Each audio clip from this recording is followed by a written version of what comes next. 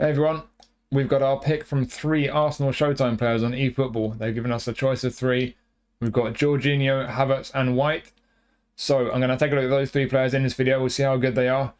I've done reviews of the new Player of the Week and La Liga Player of the Season packs. Those videos are live on the channel if you want to check them out. If you've not seen them already, I'll be doing more videos over the next day or two for the nominating contract packs and also match pass players. So keep your eyes out for those too. And there might also be 1 or 2 live streams over the weekend because there's a couple of J League matches live on YouTube, so we might get a watch along on one of those and we can do some eFootball chit chat while we watch the games. But for this one, let's see if we can help you decide which of these 3 players to pick, because you can pick from the 3. So as you can see in game, you go to the AI event, Flexible Showdown, and if you go to details, this is how it works if you've not seen it already. So you get 290,000 GP. Seems like a weird number, but it's because it's a 29th anniversary campaign. That's why they've done that. Very clever. That's a good amount. So yeah, cheers for that. And then your 3 players here. Normally you set a difficulty level and that determines how much GP you get. But this time you pick which player you want and then you just set a difficulty level to the corresponding level for that player.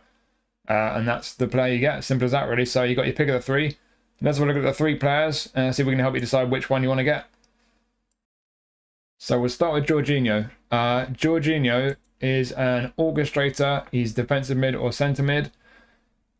He is the best version of Jorginho we've had in the game, quite easily. So you've got 2 positions. I'm going to show you 3 different builds. These are going to be 3 builds that I've done to make him, to kind of use him in 3 different ways. Firstly, with this build, this is kind of an out-and-out defensive midfielder. This is having him in front of your defence and really doing a lot of the defensive work. As you can see, we've got him to 90 plus in all 4 of his defensives here. Down the left, got the ball control up to 90. He's tidy with his dribbling and tight possession as well. And the low and lofted pass, both over 90. They start high, but I've shuffled these points around, but we're still over 90 on both of those. He's not the quickest. You're not going to expect too much pace in Jorginho. Something to keep in mind, but I don't think it's too important in that position. Decent kicking power, physical and balance, both up to the 80 mark. Stamina 91.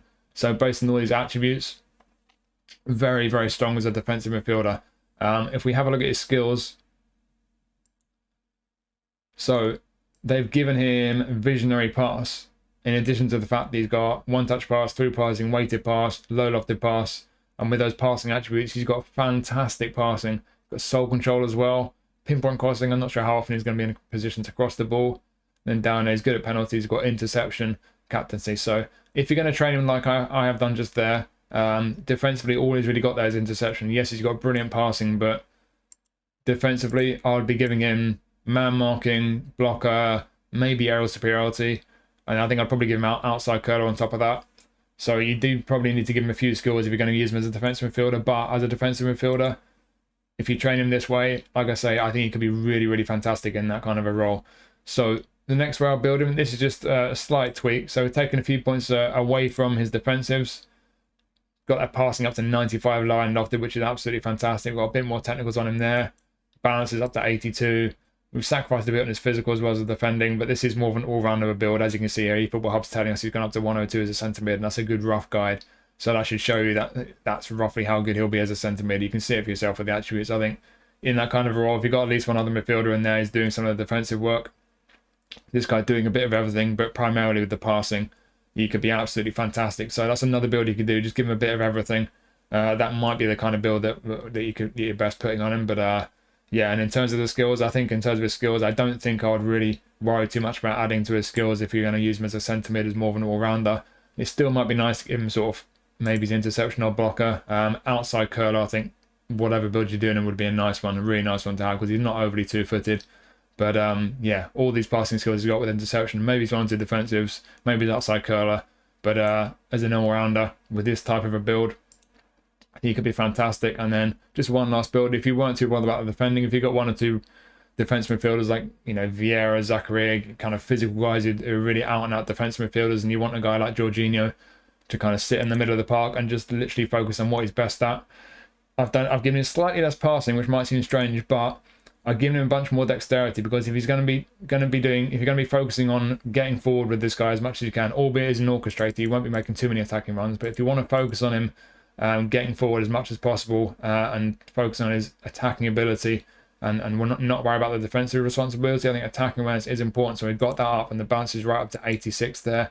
got the acceleration up to 81, but we're still fantastic technically over here on the ball, and with the passing at 93 for low and lofted. And I've also put a bunch of points on his finishing. So finishing up to 70 is still not brilliant, but like I say, if this is the way you want to use him, if you've got other midfielders who are going to do other defending, you just want to focus on everything that this guy's good at going forward, I think it's worth putting some points on his finishing, even though we've used 8, we've increased it up to 8 there, which is 12 points.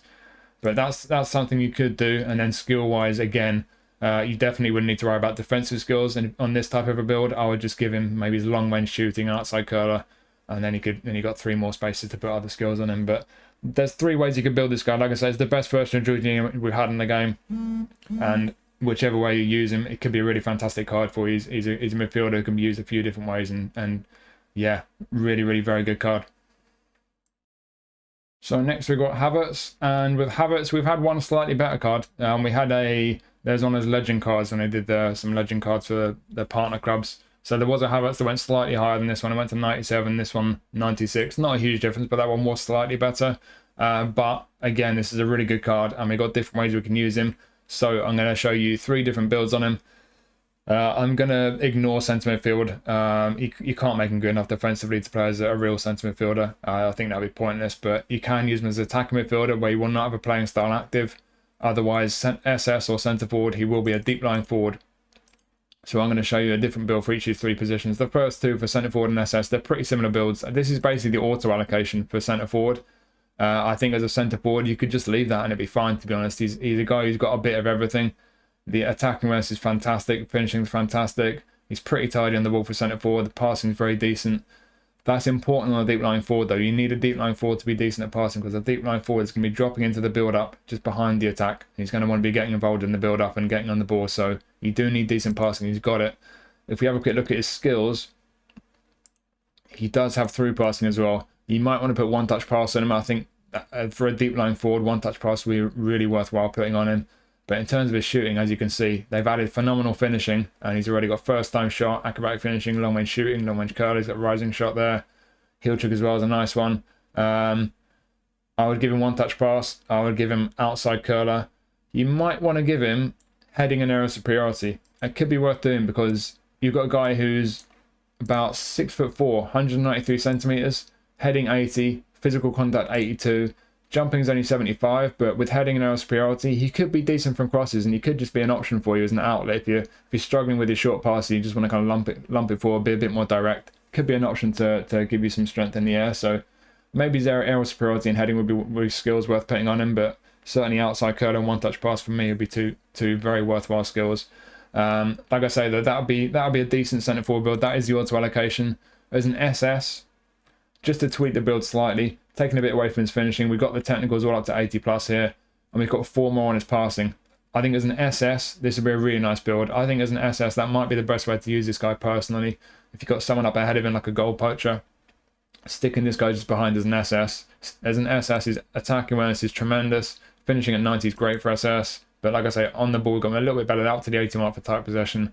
And we've got 4 more on his passing there. And with through passing, especially if you give him one-touch pass, I think he could be super effective in that area of the pitch. He's quite physically strong, balance at 80, decent amount of pace. He's got a bit of everything, Havertz. He's a tall guy. I don't think he's going to be great for dribbling. I think for the real dribblers who like the skill moves, he's not going to be the type of player that you really enjoy, but certainly technically and just all around, he's got a bit of everything. And with the end product, with the finishing especially and with the shooting skills, he's got to back that up. And with his through passing, along with these passing attributes, especially even one-touch pass, the end product with shooting and passing could be fantastic. So very similar build to the first one, the auto allocation, but I think this one's slightly better suited to SS. But you could use this build equally as a centre forward, because obviously he's got the finishing and attacking awareness, both 90 plus still. Both builds similar, very effective, and whichever of those 2 positions you play him in as a deep line forward, I think it could be a really, really effective card. And then just one more build. You could try him something like this as an attacking midfielder. He won't have an active playing style there, but he can play there. And as you can see, attack awareness still at 90. We've got that ball control up to 90. He's much tidier on the ball now. And we've got the passing low and lofted up to 90. Finishing still at 84. As an attacking midfielder, that's fine, especially with all those shooting skills he's got to back that up. He's going to have a good shot on him. Still decent athletically. We've nicked a bit off his balance. It's a bit of a shame to go below 80, but that's fine. He's a tall guy. He's not going to feel that great on the ball regardless. He's tall players on this game never feel brilliant, but he's still fine pretty much down the right hand side. I think all these attributes are okay.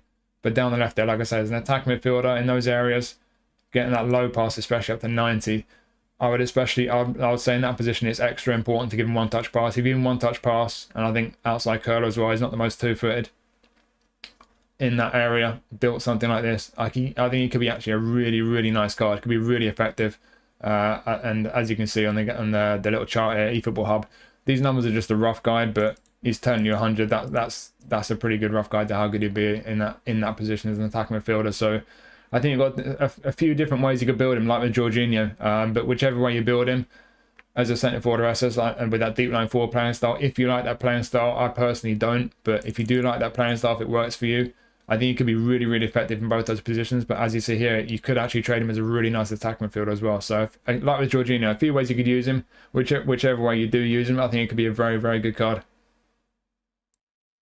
And finally, we have Ben White. So, again, we've got multiple positions, just the 2 positions on Ben White. So, we've got centre back and right back. I'm going to show you centre back first. That's not his registered position, so he'll be playing there without an active playing style. And as you can see with the attributes, he's not absolutely elite level, but he's pretty damn good. It would be nice if we had all these defensives getting 90 plus. This is all fully boosted. Not quite there, so not elite level, but he's still very good. On the right here, he's got pretty good pace for a centre back. The jumping and physical are good. Not a great deal of balance. The stamina is very good for a centre back though. Down the left though, because he's obviously he's supposed to be a fullback, he's got some pretty good attributes at level 1. So we've got the ball control. We just nudged that up to the 80 mark. In the 70s for dribbling type possession, and the low and lofted pass at level 1. That's fantastic for a centre back. So in terms of his attributes, like I say, you can't make him quite an elite centre back in my opinion, but you can certainly make him a very good one. But if you have a look at his skills though, if you do that, you would need to put some skills on him. So he's got heading, but he needs aerial superiority. That's very important. And then you've got man marking, interception, acrobatic clearance, fighting spirit. You would need to probably give him blocker and maybe sliding tackle as well. But if you did give him those few skills as a centre back, could be very, very good. And then the other build I'll show you, this is roughly how I'd build him if I was going to make him a right back. So good pace, got very good aerial and physical ability for a fullback. The balance is the only attribute really where he's a bit lacking. That's the only one real weakness for me as a fullback. I'd like more balance on him, but stamina is absolutely outstanding. Defensively, he's in the 80s in all 4 of his defensive attributes. And then you look down the left, he's tidy on the ball. 80 plus in all 3 of those, and then the low and lofted pass, that's where he excels as a fullback. We've only had to put 2 points on his passing. We've got 86 low pass, we've got 91 lofted pass, and of course with the skills, all these guys have got Showtime skill. He has edged crossing. It's a very effective skill. I personally would give him pinpoint crossing as well. They both work slightly differently. A pinpoint cross will kind of get curled around the defender, whereas an edge cross sort of dips over the defender and just kind of dips down as it's approaching its target. So both effective skills. Edge crossing is obviously a lot more rare, but I would give him pinpoint crossing as well. Weighted pass is a nice one. You could give him maybe his one-touch pass as well. But defensively for a fullback, man marking, interception, acrobatic clearance, fighting spirit. Got a good selection there. You can maybe give him blocker as well. I think pinpoint crossing and blocker are the 2 skills I'd look to put on him, and maybe his one-touch pass, but certainly with edge crossing, that's a really nice one on an attacking fullback, which is what he is. He's got a good selection of skills to start off with as a fullback, and like I say, with that kind of a build, you can tweak it this way and that way, but I would do that. We've put a few extra on his acceleration. They got it up to the 80 mark. I think that's a really good fullback card, to be honest. You can, as I showed you before, you can make him a very effective centre back as well, but you need a few skills, and I think to get the most out of this guy, especially with that rare edge crossing skill, I think this guy could be a really, really nice fullback. He's got a bit of everything. I think you could even put the defensive instruction on if you're one of these people you like defensive fullbacks, you don't want to get him forward. You could easily put a defensive instruction on him and just use him as a defensive fullback. I think it could be very effective in that way as well. But yeah, either way, especially as an attacking fullback, I think it's another very, very good card. You've got 3 really nice cards good to choose from. It's a decent freebie from Konami. If I'm brutally honest, I would have preferred a free legend like they give us most years with the anniversary campaign. All these 3 guys are great, especially with the Showtime skill being added. So they are very good cards, but I don't like Arsenal. I think for Arsenal fans, these are fantastic. But for a lot of other people, maybe not so great. I would have preferred a Showtime Joe Linton card personally, but it is what it is. These are very good cards. We did get that free Beckenbauer recently as well, so can't complain too much. I would have preferred a Showtime Joe Linton to Beckenbauer, though, to be honest. But there we go. 3 good cards there. Cheers for watching this video. Hopefully you found it useful and it's helping you to decide which of these 3 players you're going to pick. Personally, I'm probably going to go for Ben White, but yeah, it's a tough decision. All three for these guys, you could train them in different ways. Whichever way you train any of these players, it can be really, really good. Just depends on what kind of player you need in your squad and which one's really going to work for you. But they're all great. But yeah, hopefully I've helped you choose which one you're going to get. Cheers for watching. Watch out for more videos coming up on the channel over the next couple of days. And hopefully I'll see you soon. Take care of yourselves.